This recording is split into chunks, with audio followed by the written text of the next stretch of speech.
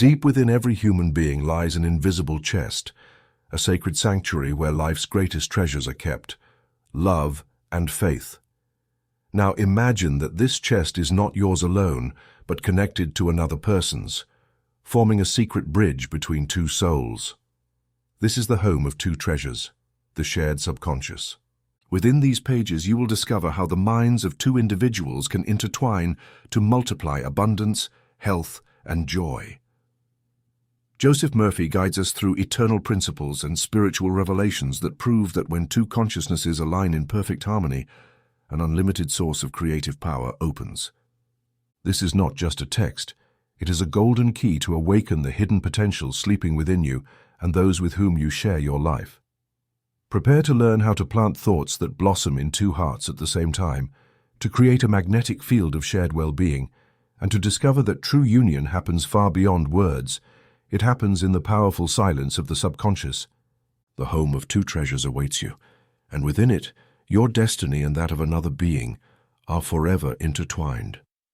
True marriage does not begin at the altar, nor is it sustained by a signed paper. It begins in the silent pact two souls make when they decide to imagine together. It is on that invisible level where subconscious minds intertwine, creating the authentic creative power of the couple. Because when two people unite not only in body or emotion, but in a sustained image of good, they release a double mental voltage capable of transforming reality. I have seen with my own eyes over decades of spiritual counseling how marriages on the brink of financial collapse moved forward by establishing a daily routine of joint prayer and visualization. One couple in Guadalajara, for example, decided each night just before sleeping to visualize their bank account abundant, their businesses prosperous, and their hearts at peace. Within 3 months, they cleared debts that had burdened them for years. It wasn't luck, but mental law in action. Another couple in New York, diagnosed with irreversible infertility, practiced for 40 nights the visualization of a cradle of light beside their bed. They repeated, "Thank you, Father, for the perfect arrival of our child." 6 months later, without any treatment, she became pregnant. In this book, you will learn to use tools such as the double prayer checkbook, where both sign specific wishes as if they were already fulfilled. Together, they will visualize every night a shared future full of health, abundance, and unity. And you will discover that marriage can be much more than living together.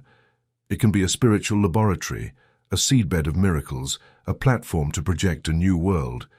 This pact is not inherited, it is cultivated. And you can start today, wherever you are, with what you have. Because two hearts imagining the same thing are more powerful than any circumstance. The creative power of two hearts, based on the teachings of Joseph Murphy. We have noticed that more than 80% of those who visit our channel are not subscribed. You can support this project by pressing the subscribe button and liking the video. Thank you for inspiring us to keep creating more and better content for you. Are you ready to transform your life? Chapter 1.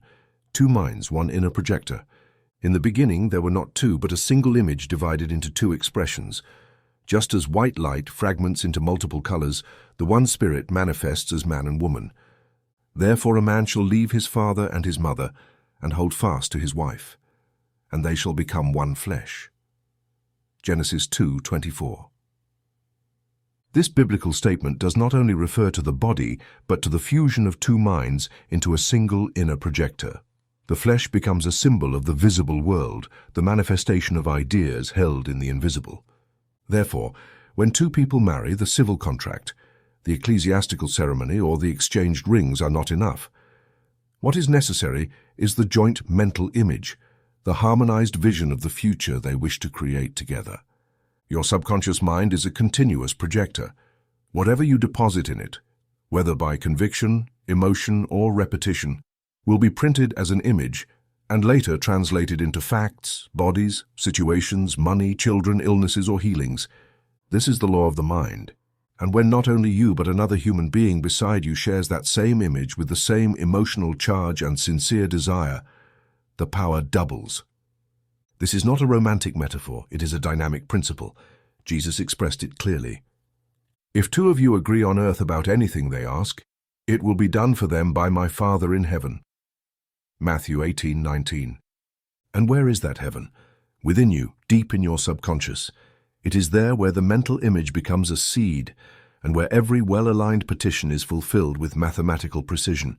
Now imagine a couple who sits each night, closes their eyes, and visualizes the same thing: a serene home, a rising bank account, healthy children, a flourishing business. It doesn't matter if they do not yet see it with their physical eyes. It is enough that they see it with their inner sight, with that third eye which is imagination controlled by faith. I have known marriages that transformed their economic situation by practicing this exercise regularly. One wife, for example, came to me worried about her husband's stalled career. He was an accountant, efficient but modest. He had never been promoted or recognized. She began visualizing him already promoted, with a firm voice, confident demeanor, surrounded by respect and abundance. Every night before sleeping, she mentally repeated, "I give thanks because my husband is prosperous, esteemed, and rewarded." Without telling him anything to avoid mental resistance, she persisted in her vision for 21 days. Soon after, her husband's direct boss was transferred, and he was promoted automatically. But the most amazing thing was that he himself began to change. He dressed with more dignity, spoke with greater authority, and felt more valuable. The image planted by her through the invisible bond of marriage had borne fruit in him. This is not an isolated case. I have documented dozens of similar ones. The subconscious of one person is like a field. The subconscious of two people united is like a fertile valley. What is sown in that joint terrain has twice the chance to root and flourish. But here I must warn you of something essential. Just as a positive shared image can generate blessing, a negative image maintained by both can produce ruin. When spouses frequently repeat phrases like, "Money is never enough," "I don't trust you," "Life is hard," they are recording in their shared projector a movie of scarcity, suspicion, and conflict. And since the subconscious has no sense of humor or intention interpretation, it simply reproduces the tape exactly as it was printed. That is why it is vital that both members of the couple cultivate images of well-being, dialogue, and expansion. It is not enough to avoid criticism or sarcasm. It is necessary to sow new ideas with conscious intent. The mind is not emptied, it is filled.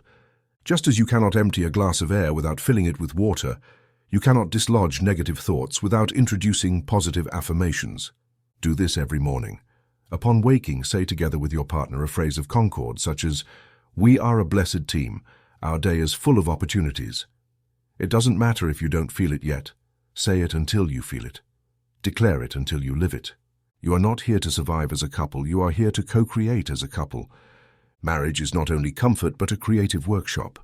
When two people think, pray, and visualize as one, they become a focal point of spiritual energy. It is as if the entire universe said to them, "Here are two who have understood the law. Let us give them more." In quantum mechanics, there is talk of entanglement. Two particles, even if separated by kilometers, can influence each other instantly if they have been connected. The same happens on the mental plane. When two subconscious minds are linked by love and common purpose, their vibrations amplify and their results accelerate. This is not baseless mysticism. It is applied mental law. If you believe electricity can light up a city, why wouldn't you believe that synchronized thought can transform a life? The first step to activate this power is to create a clear image of what you both wish to manifest. Not a vague desire, but a detailed vision. What kind of house, what monthly income, what level of health, what relationship with the children? Write it down together. Draw it if possible. Then every night before sleeping, close your eyes and quietly repeat a visual prayer. "Thank you, Inner Father, because we already live in harmony, prosperity, and joy." This formula should be simple, constant, and shared. Do not use 10 different phrases every night. Use just one, but with the full strength of your emotional conviction. Remember, the subconscious mind does not distinguish between reality and emotional repetition. If you see your husband as successful, kind, and healthy, and feel it with gratitude, the subconscious will begin to shape him according to that image. And if he does the same with you, the transformation will be mutual, simultaneous, undeniable. Your word is law to your mind, and if your word matches your partner's, that law becomes a heavenly decree. Chapter 2. The Economy of Agreement. Wealth, like health or inner peace, is not an accident. It is the direct result of a mental image sustained with faith, nourished with gratitude and applied with order. When two people live together, their minds do not just share a home, but a field of joint vibration. Every thought sustained by one inevitably accepts the other, whether spoken aloud or silently endured with anguish.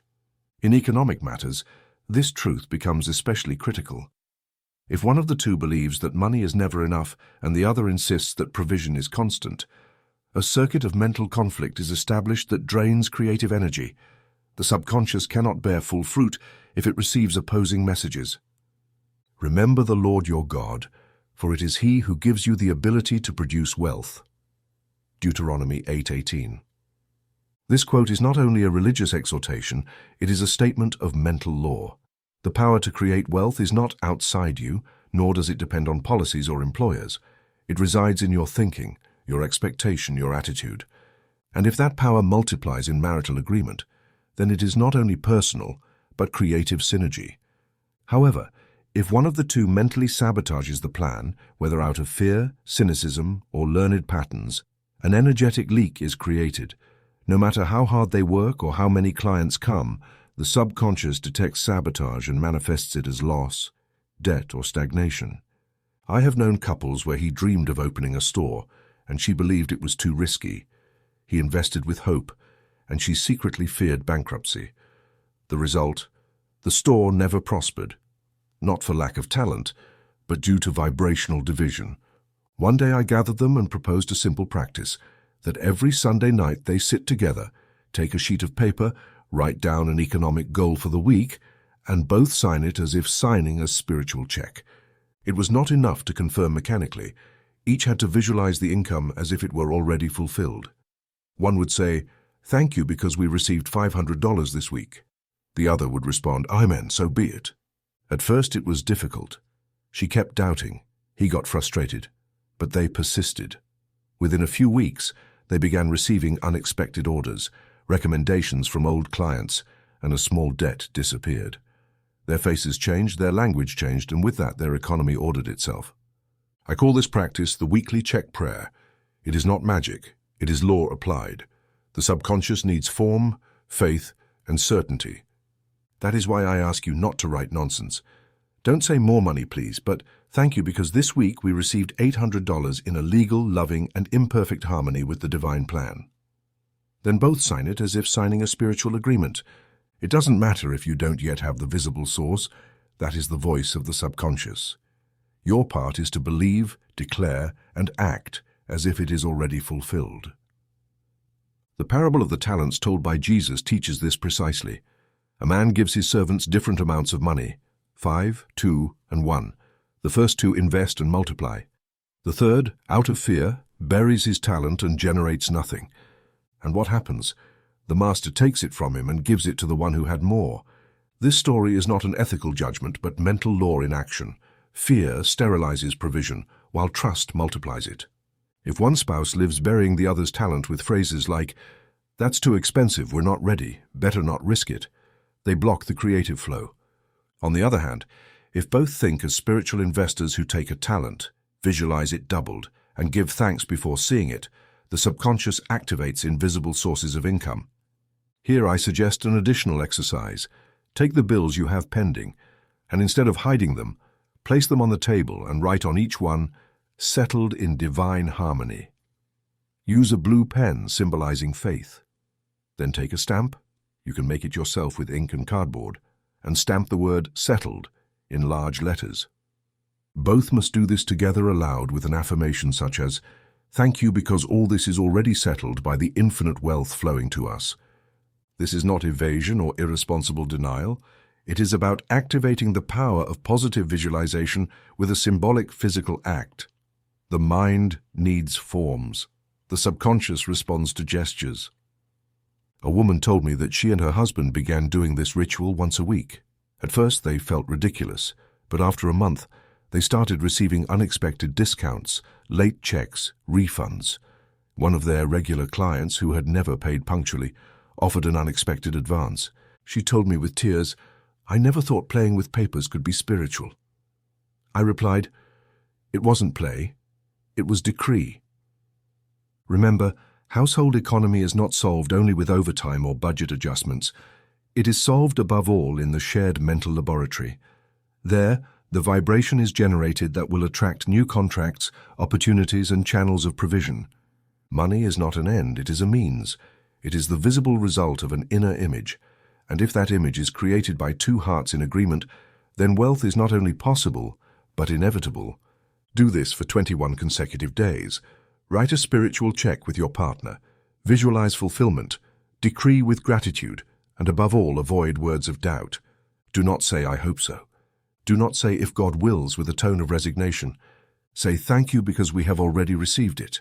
The universe responds to certainty, not complaint. When two minds agree on an image, they generate an electromagnetic field greater than any individual belief. That is the economy of agreement, and you are called to live it. Chapter 3. Positive Mental Communication and the Language of Blessing. Death and life are in the power of the tongue. Proverbs 18:21. This statement, which might seem figurative to the casual reader, is actually a law of mental functioning. It does not only refer to what we say with our lips, but to what we emit through thought charged with emotion. Every spoken word, especially if directed to someone we love, carries an energetic charge that penetrates the other's subconscious like a seed. If that seed is one of judgment, complaint, or doubt, it will germinate into sadness, defensive reaction, or confusion. But if it is a seed of affirmation, elevated vision, or encouragement, then it will germinate into joy, expansion, and trust. I have known couples where the habit of criticism had become so routine that it was no longer noticed. She would say, "You're always late." He would respond, "You never understand what I explain." She would add, "You're just like your father." He would reply, "And you're just like your mother." These were not insults, just simple phrases repeated without destructive intent, but with accumulated power. And the subconscious, which is literal and sensitive, received this language as commands. What happened then? He kept arriving late, she kept not understanding, and each perpetuated in the other what they criticized. The subconscious mind knows no irony or jokes. It accepts as truth everything that is affirmed with constant emotion. To reverse this dynamic, I propose a simple but transformative practice. Replace daily criticism with success decrees. Every time you notice something in your partner that displeases you, don't mention it immediately. Hold it back. Then, in a calm moment, close your eyes and quietly repeat it as an inner prayer. I see intelligence, peace, and prosperity in you. I give thanks because you manifest your best version every day. This is the "I see in you" prayer. It is not empty flattery, but sowing in their subconscious a positive image sustained by your acceptance. Remember, you are the gardener of your spouse's soul. If you plant thorns, you will harvest complaints. If you plant lilies, you will harvest understanding. A woman once wrote me from Monterey. She said her husband had lost enthusiasm for his job and was always tired, irritable, absent. She tried to talk, to complain, even suggested therapy. Nothing worked. One day, listening to one of my radio broadcasts, she heard the phrase, "You can revitalize your partner with the power of the silent word." It seemed absurd, but she decided to try. Every night before sleeping, she would approach him, even if he was already asleep, and softly whisper, "You are valuable, your work flourishes, I admire you." She did this for 30 days without expecting anything, without insisting on results. By the 4th week, he began to change. He worked with more enthusiasm, proposed a new project at the company, and one night, without her mentioning anything, he said, "I don't know why, but lately I feel more capable, as if someone was secretly supporting me." She understood that her word had worked miraculously on the hidden plane. That is how mental law works. The language you use at home becomes the emotional climate in which you both breathe. If judgment predominates, the air becomes heavy. If blessing predominates, it is purified. That's why I recommend another effective practice, the Crossed Gratitude Journal. Each takes a small notebook and every night writes 3 things they are thankful for about the other. They don't have to be big gestures. Simple things suffice. Today I thank you for making my coffee. I thank you for your smile when I arrived. I thank you for respecting my silences. This is not about praising out of obligation, but focusing attention on the positive. Then once a week, they exchange notebooks and read what was written. This practice, repeated for 21 days, begins to change mutual perception. The mind is trained to see the good, and where good is seen, good expands. Remember that the whispered word, especially before sleeping, has amplified power. At that moment, the threshold between conscious and subconscious mind thins. What you affirm then will be recorded with greater force. That is why it is ideal for the couple to reserve a minute before sleeping to say a phrase of blessing to each other. It can be something as simple as, "Thank you for existing, I see you happy. Tomorrow will be a great day for you." The exact wording does not matter. What matters is sincere intention and constant repetition. The subconscious mind does not respond to long speeches, but to brief declarations filled with feeling. If you want to transform your relationship, don't wait for the other to change first. Be the first channel of blessing.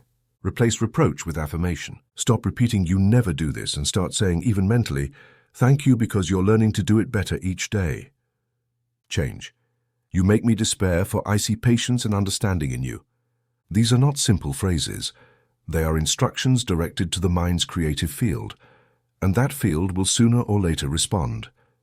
There is no economy more powerful than the economy of the language of blessing.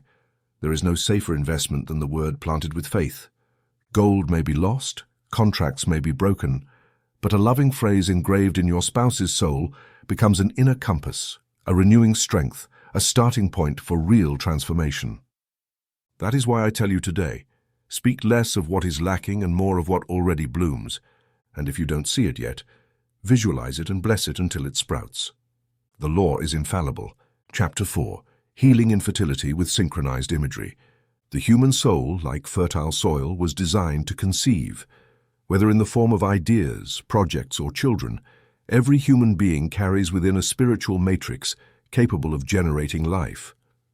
When a couple longs to have a child and the child does not come, they should not interpret it as punishment or as a final biological failure.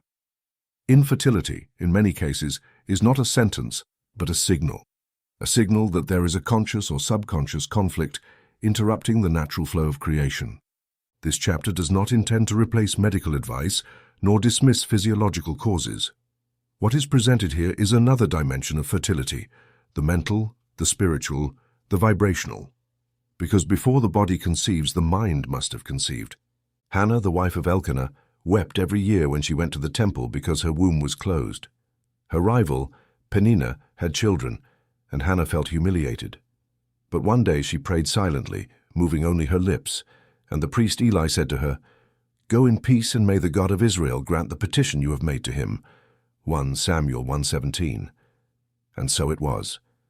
Hannah conceived Samuel, who became one of the great prophets of Israel. This story is not ancient history, but a map of inner processes. Hannah transformed her pain into precise prayer, and that prayer synchronized her mind, her emotion, and her body. Conception began when her image changed. Psalm 113 declares, "He makes the barren woman dwell in the house as a joyful mother of children." This verse reveals a mental principle. When the barren woman sees herself already surrounded by children, when she delights in the image of a complete home, the promise activates. This is not about repeating empty words, but about living internally the desired experience with such force that the subconscious records it as real. And if that image is held by both members of the couple with equal devotion and tenderness, then the creative field expands. The husband's mind and the wife's mind become one spiritual womb. I have accompanied many couples on this path. One couple, Sarah and David, had tried for 6 years to conceive a child. They consulted specialists, tried treatments, went on pilgrimages. Nothing seemed to bear fruit. When they came to me, they brought a mix of faith and exhaustion. I asked them, "Have you already conceived your child in your mind?" They looked at me with confusion. I explained that the subconscious needs a clear felt image, repeated with love. If you only long with desperation, you are sowing anxiety, not creation. You must already see your child, talk to him, love him, bless him, even if he hasn't yet come into the outer world. I then proposed a nightly ritual. Every night before sleeping, they lit a white candle, placed between them a small empty cradle. This could be symbolic, a decorated box, or a drawing, and holding hands, closed their eyes and said, "Thank you, Inner Father, for this child who is already part of us. We love him, bless him, and await him with joy. Then they visualized rocking him, hearing his cry, feeling his scent. This exercise lasted just 5 minutes, but had to be done with total sincerity, without tension, without impatience. I also suggested using the inner baby photo technique. It consists of cutting out the image of a baby, either from a magazine or lovingly designed, and placing it under the pillow with a written affirmation. This child is ours. He comes in divine harmony and at the perfect time. The subconscious, fed by this image every night, begins to accept it as real. And when it accepts an image, it activates the body's functions to make it reality. After 4 months of starting this ritual, Sarah became pregnant. Their son Elias was born healthy, strong, and radiant. But the most important thing was not the physical birth, but the transformation both lived during the process. They stopped begging, started visualizing, stopped fighting, started creating. Infertility often stems from fear. Fear of not being enough, fear of repeating family patterns, fear of losing freedom. These fears, even if not spoken aloud, are recorded in the body as blocks. That is why it is essential that both partners be honest with themselves. It is not about blaming each other, but identifying and releasing the thoughts that prevent flourishing. Sometimes it is enough for one of the two to heal a childhood memory or transform an inherited belief for the body to begin responding. Because the body obeys the mind, and the mind flourishes when aligned with faith. If you and your partner are expecting a child, don't live as if something is missing. Live as if you are already parents. Speak with love, act with tenderness, prepare the home with joy. Every space must be ready, not by superstition but by vibration. Faith is the substance of what is hoped for, and substance is activated by synchronized images repeated with joy. Don't despair over the timing. Don't compare your process with others. The soul coming to you has already chosen you but needs a channel free of anxiety. Focus on purifying your thoughts, blessing your body, loving your partner as a source of creation. And every night recite this affirmation while placing the baby photo under the pillow. Thank you because life manifests in us. Thank you because our child already breathes in eternity and comes to us with blessing. The subconscious does not understand calendars, but it does understand conviction. And where two believe together, there is power. The synchronized image is the invisible womb, and when that womb vibrates with love, the miracle is inevitable. Chapter 5. The money magnet in a couple. The Lord is my shepherd, I shall not want. Psalm 23:1. This phrase, repeated for centuries, is not just simple devotional comfort. It is a scientific formula to establish connection with the inexhaustible source of provision. It does not say, maybe I won't lack, or perhaps I'll have what I need. It affirms with certainty, I shall not want. And that certainty, when shared by two minds united in purpose, becomes a magnetic field of continuous attraction. True prosperity is not the product of solitary effort, but of vibrational agreement. When a couple learns to visualize their incomes, projects, and sources of provision as converging rivers flowing into a single common ocean, they activate the law of mental magnetism at its fullest power. Money, like water, flows where it finds clear channels, and the human subconscious is the channel. If it is full of stones of fear, sand of doubt, and roots of contradiction, the flow is interrupted.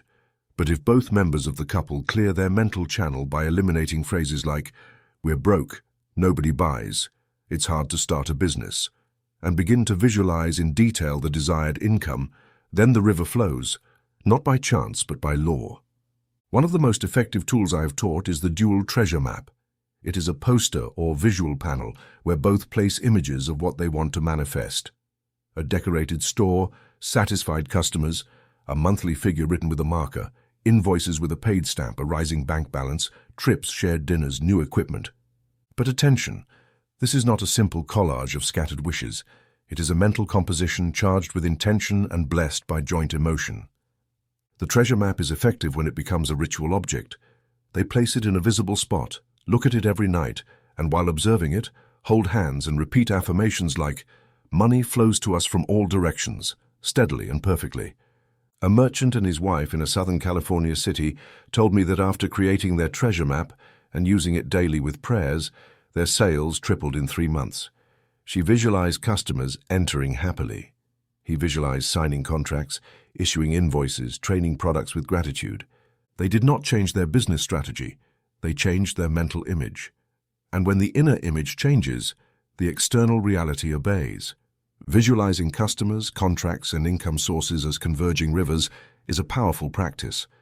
Each source represents a tributary, a job, a sale, a referral, an investment. If each partner focuses only on their own river, both may prosper but without harmony. But if both visualize all incomes as part of one great channel flowing into the joint account, toward the common purpose, toward shared dreams, then an irresistible magnet is created. Visualization should include sounds, gestures, even smells. Hear the sound of the card reader issuing a beep. See the happy customer picking up their order. Smell the atmosphere of the new store or the fragrance of paper money. The subconscious responds more to sensory input than to theory. Another key tool is the double prayer checkbook.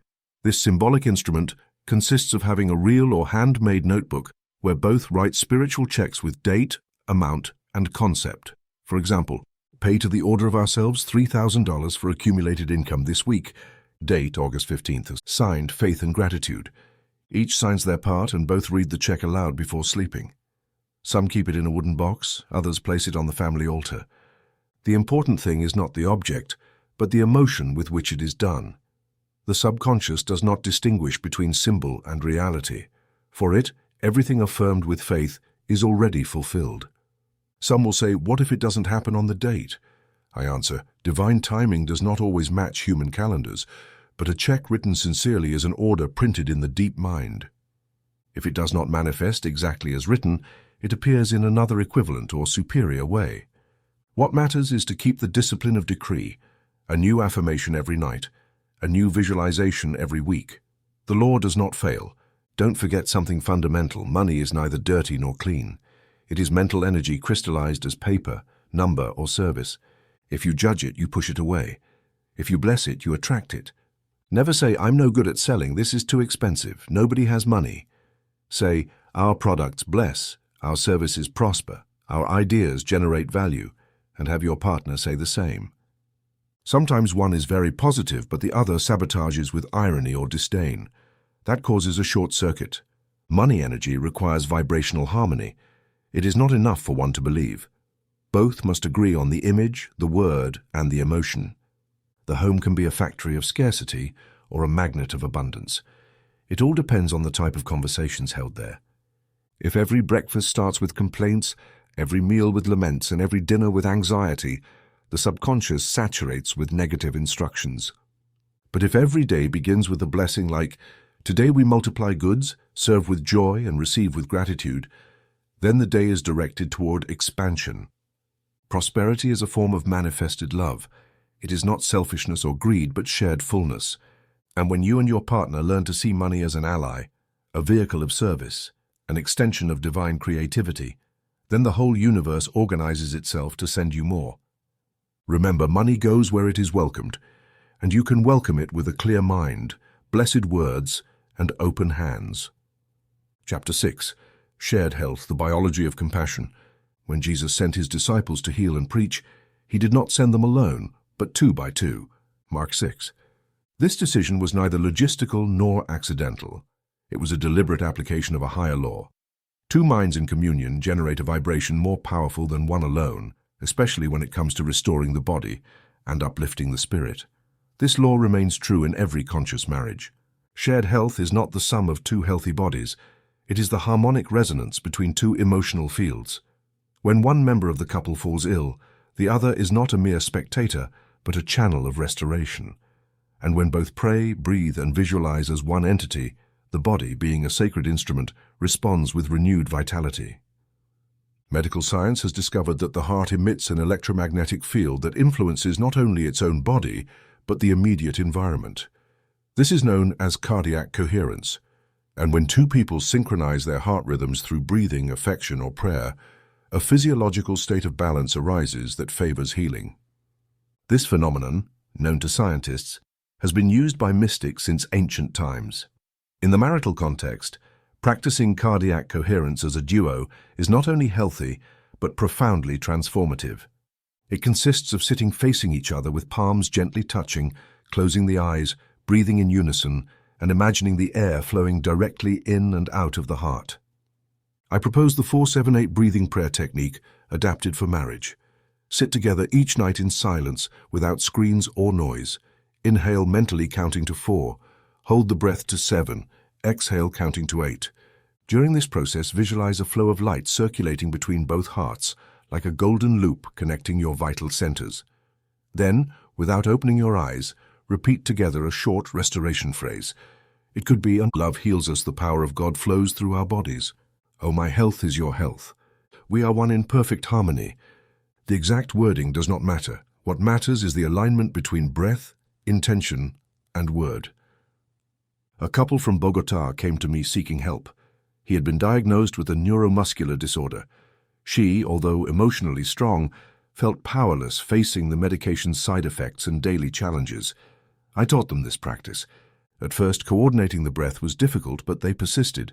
After 3 weeks, they noticed fewer arguments, better sleep for him, and a new peace for her, without knowing why. After 2 months, the neurologist reduced his medication dose. What amazed him was not only the physical improvement, but the emotional recovery they radiated as a couple. "You have changed the atmosphere of your home," said the specialist. And it was true. They had transformed fear into faith, anguish into presence. This brings us to a key principle. Empathy should not remain shared pain. It must elevate to healing energy. When one suffers and the other simply absorbs that suffering, both sink. But when one is weak and the other surrounds them with mental images of health, tenderness, and strength, a current of renewal is established. The key is not to pity and despair, but to visualize with authority. The sick body does not need pity. It needs the image of wholeness. Here is a profound practice I call the organ blessing circle. It consists of lying side by side, holding your partner's hand, and mentally tracing, organ by organ, their entire body, blessing it silently or softly. For example, "I bless your heart that beats with divine strength. I bless your lungs that breathe new life. I bless your kidneys that purify with wisdom. I bless your skin that radiates health." This journey should be done unhurriedly with a loving tone, like visiting a garden you want to see bloom. It is not about diagnosis, but about emotion. Listen carefully. Every cell responds. Numerous cases of spontaneous remission have occurred following this sustained practice. Because the body is not a machine, it is a mind organized in visible form. And when that bodily mind receives daily messages of blessing, it begins to rebuild itself from within. Remember, every word is a chemical message. Every affirmation is a biological instruction. If your partner is going through illness, don't say, "I don't know how to help." You do know how. You can visualize them walking, eating with appetite, laughing. You can write letters of health already achieved.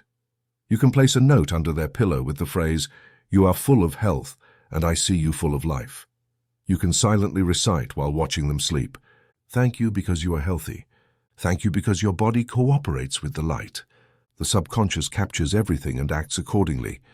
And if you are the one suffering, allow your partner to be your channel of energy. Don't reject help out of pride or minimize your condition out of fear. Declare together, "We heal together." This experience unites and strengthens us. The body, upon receiving this agreement, aligns. The biology of compassion is not a poetic ideal, it is a science of the soul. You can turn your home into a sanctuary of health. You don't need altars or incense. Intentional silence, shared breathing, and edifying words are enough.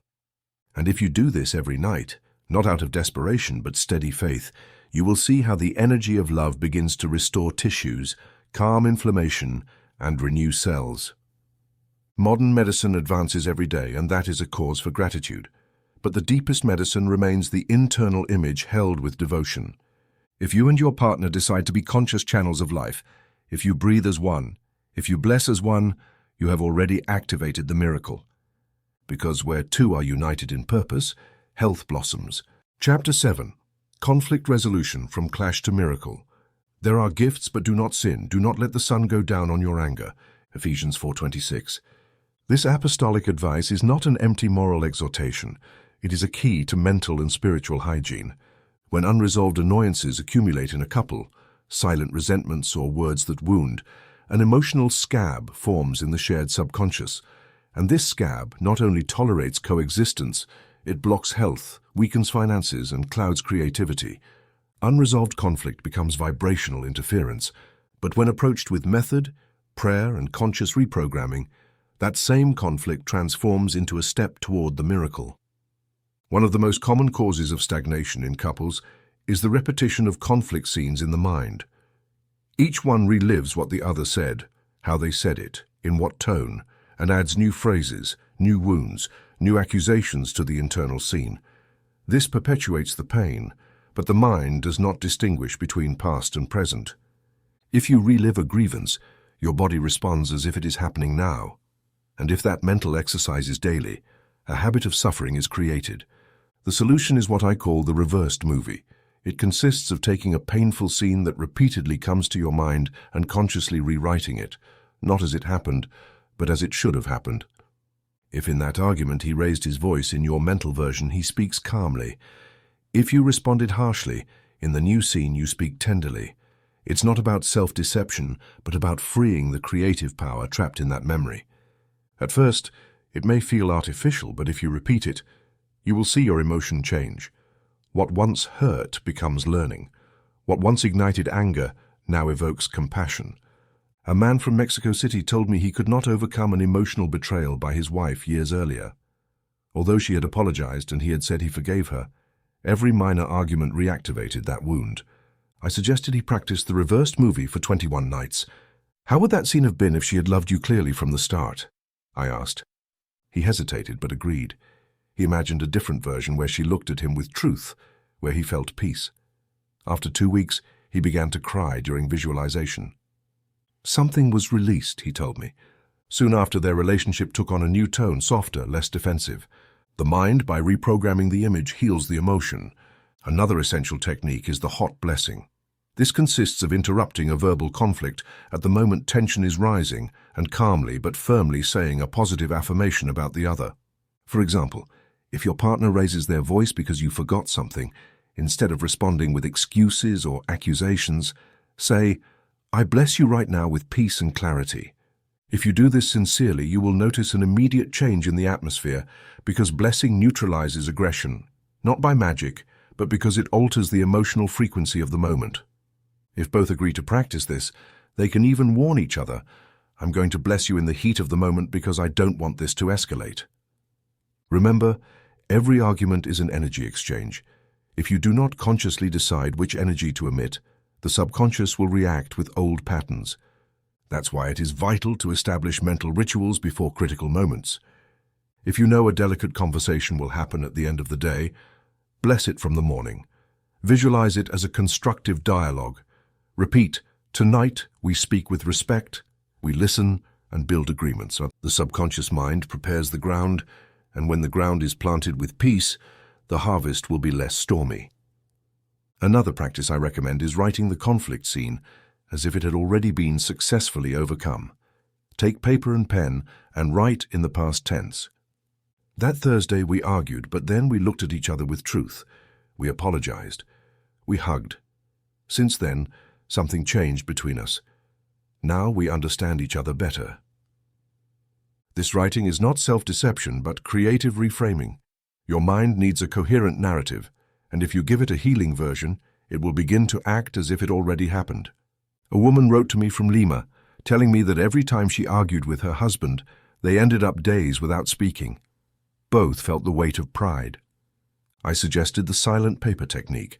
This consists of leaving the other person, without saying anything, a brief note with an affirmation like, "Thank you for being in my life," or "I bless you with patience and understanding."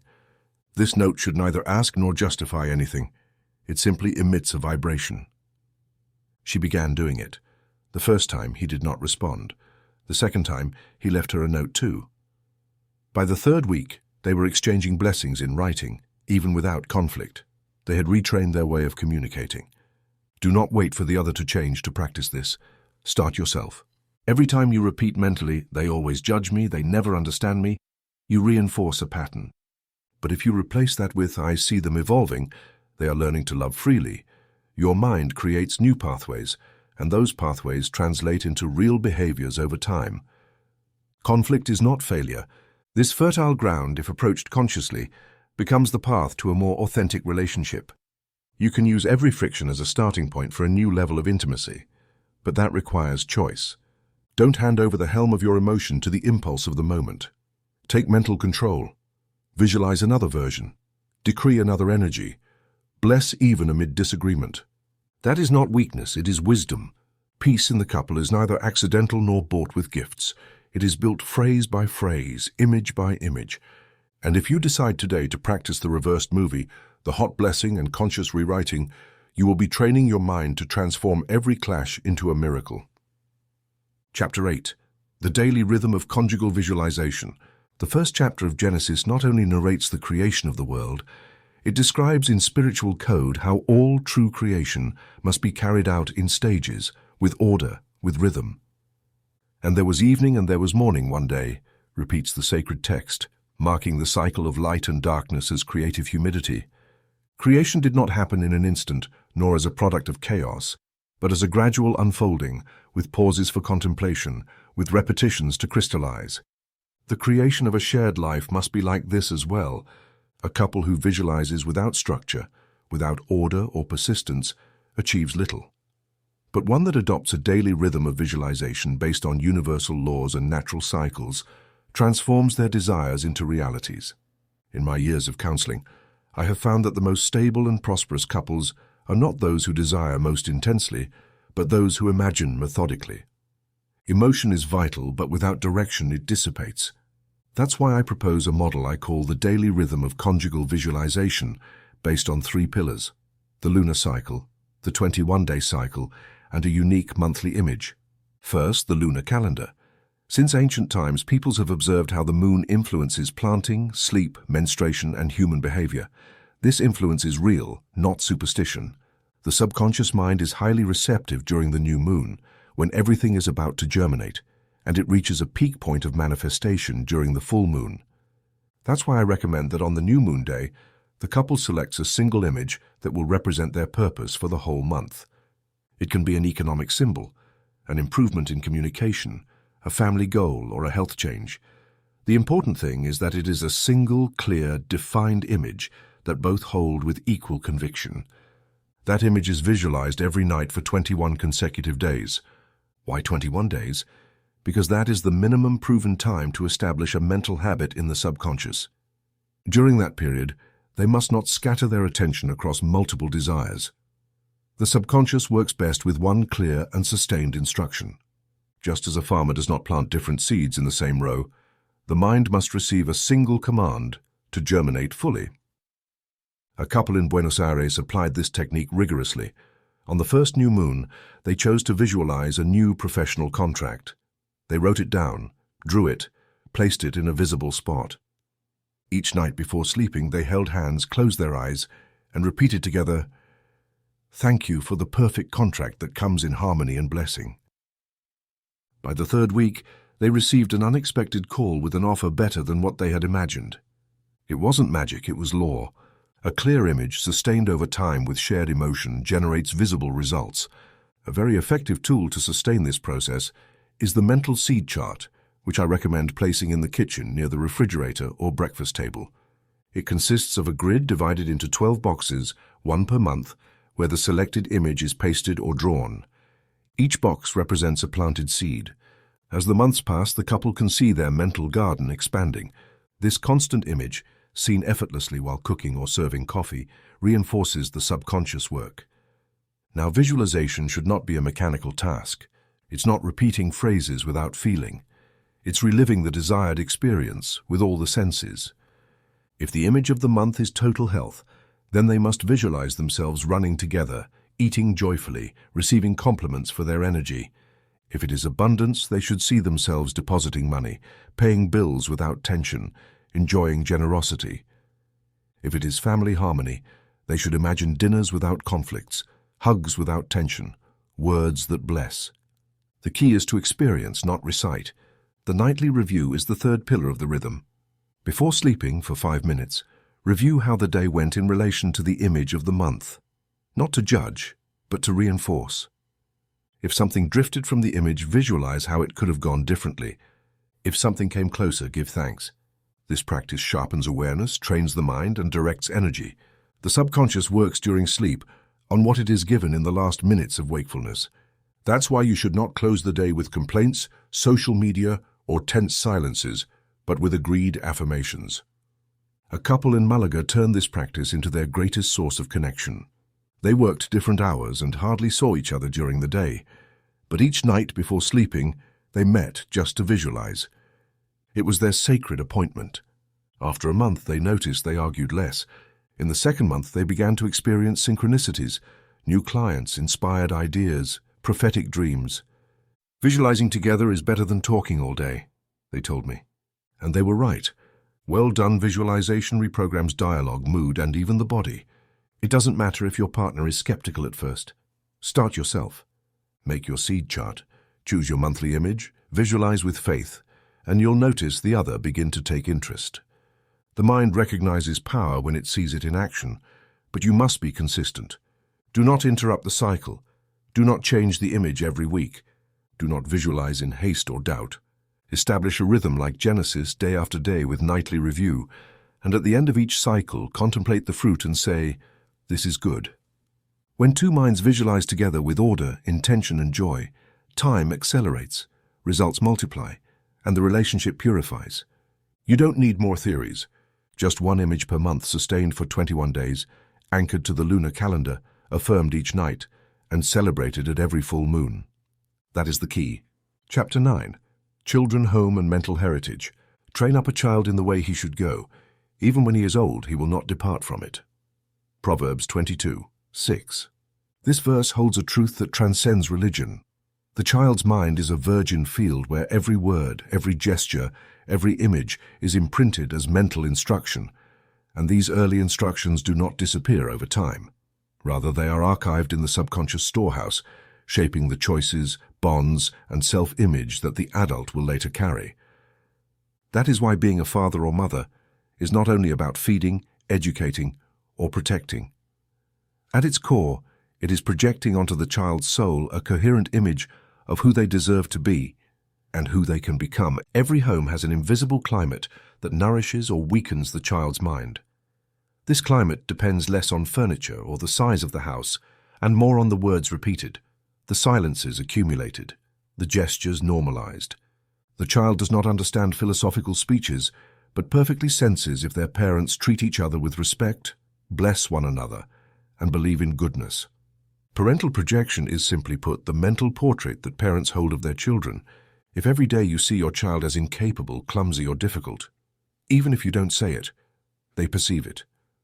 But if you see them as capable, loved, and full of potential, that portrait becomes an internal compass, and their life will follow that direction. A mother told me that when her second child was born, the first began to show intense jealousy, regressive behaviors, and tantrums. The father, with little patience, would say things like, "This child doesn't learn, he's always a problem." I suggested something that transformed their family dynamic. Imagine that your child's soul is a house under construction. If you place bricks of criticism, that is what the structure will be. But if you place beams of blessing, that house will be strong and luminous. I propose creating a daily image of the child in their best version and silently repeating, "I see peace in you. I see intelligence in you. I see nobility in you." 2 weeks later, the change was evident, not because the child had matured, but because the parents began projecting a different image.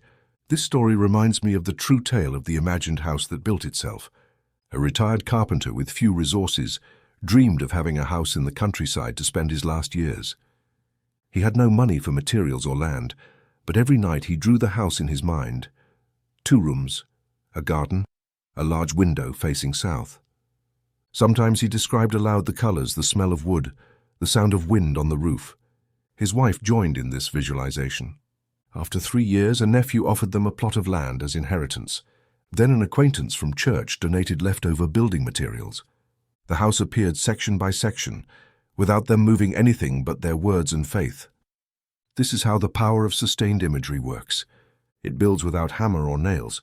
Children need not only physical nourishment, but also nourishment of vision. They need to know that their parents see them through eyes of the future, that they are not repeating mistakes, but activating possibilities. That is why I recommend the Sunday affirmation ritual. Once a week, gather as a family, even if it's just parent and child, and speak blessings aloud, looking into each other's eyes. The father or mother says, You are blessed, you are strong, you are loved, you lack nothing. God works in you. And the child, even without understanding everything, responds with a word, a gesture, a hug. This simple but powerful ritual, if sustained for years, imprints a mental heritage of love, security, and abundance. And that inheritance is worth more than any academic degree or bank account. Many parents ask, how do I correct without hurting? The answer is correct from the future image. Don't say again, you did it wrong, but say, I know you can do better because you are capable. Don't say you are disobedient, but say, I see obedience and wisdom in you. Don't fool yourself. The child's subconscious does not distinguish between description and decree. Every repeated word becomes law. That's why decree with intention. A playful and effective tool is the child's treasure box. It consists of a small box decorated by the child where they keep little papers with their dreams, drawings, phrases they've heard, photos of what they desire. Once a week, the parents sit with them to review that treasure. They ask, what do you want to add? What have you felt this week? What new image inspires you? This box becomes a spiritual archive, a library of possibilities. Later, when the child grows, they will find there the roots of their vocation, self-esteem and faith. Remember, children don't learn by instructions, but by immersion. If they see their parents praying together, visualizing together, prospering together, they will absorb that model as normal. If instead they hear only arguments, fears, or phrases like you can't, they will form an identity based on limitation. Every home is a school, and you as a parent are the first teacher, not for what you teach, but for what you project. Today you can decide what mental heritage you are sowing. You don't need extra money, degrees, or complex books. You only need awareness. Ask yourself every night, what image did I project today about my children? Did I see them with eyes of heaven or with earthly judgment? And if something failed, don't blame yourself. Visualize again, declare again, love again, because every day is a sowing and the child's mind collects what you plant without filter or judgment. True parenthood is not control, it is projection. It is not molding, it is revealing. And if you decide today to project love, strength, intelligence, and joy onto your children, then you will be building in them an eternal, indestructible home. And that will be your greatest work. Chapter 10. Service and Extended Prosperity. Give and it will be given to you. Good measure, pressed down, shaken together, and running over, will be put into your lap. Luke 6:38. This statement by the Master does not refer only to the act of giving money, but to a higher law of circulation. Everything that goes out with love returns multiplied. Life does not reward those who accumulate, but those who channel. When a married couple understands this law and decides to become a center of blessing for others, friends, neighbors, community, they begin to operate on a level of prosperity that does not depend on economic fluctuations or external conditions, but on the spiritual flow they have released. A couple can choose to be a closed cell or an open fountain. The home can be a castle locked in on itself or a spring that waters the surroundings. The difference lies in the vision they hold.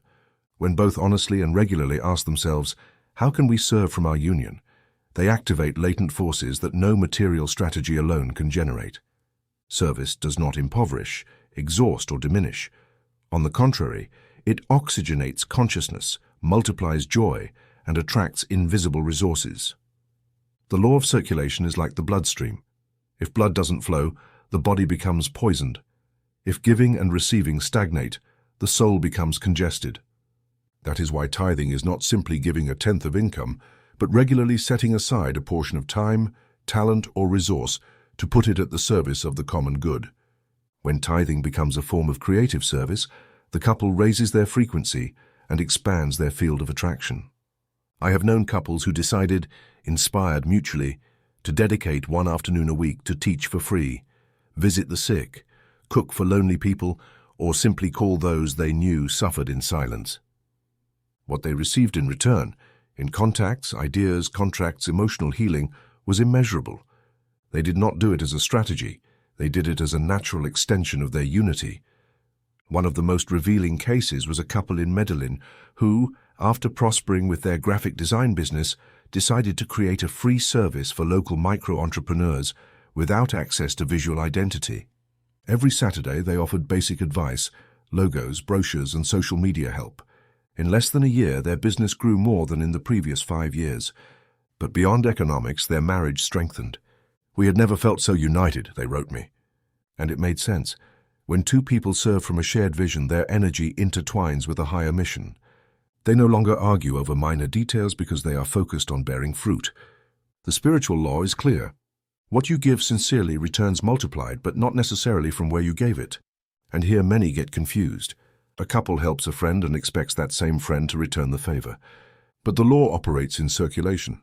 You give on one side, you receive on another. The universe has its own channels. Your task is not to calculate, but to circulate. That is why I recommend every couple keep a circulation journal where they record their acts of service, contributions, help, not as control, but as a testimony of flow. On each page they write, "This week we gave, this week we offered, this week we accompanied," and then, without obsession, note what they received. Sometimes it will not be immediate, sometimes unexpected, but it will come because shared blessing is not lost. It transforms and returns. One of the most powerful practices is the rotating blessing. Once a month, the couple chooses a person, known or unknown, and dedicates a week to bless them in thought, word, and deed. For example, this week we bless Marta, a single mother with new ideas, health, and joy. Then they send a message, a gift, a written prayer. What seems small generates an expansive wave that modifies the home's vibrational field. Because when you bless others in agreement with your partner, you are sowing on fertile ground. But beware, service must be joyful, not forced. It is not about carrying guilt or becoming indispensable. It is about channeling, about putting into circulation what you already have, a skill, free time, a lived experience. No one is so poor that they cannot give, nor so rich that they do not need to receive.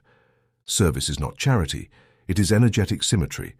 And don't forget this, the world needs more marriages that serve, not just as close couples, but as active units in the community. Neighbors who pray for other marriages, who give advice with humility, who open their doors without boasting. That is the true living church. That is the spiritual cell of the new world. You and your partner can decide today to become a fountain.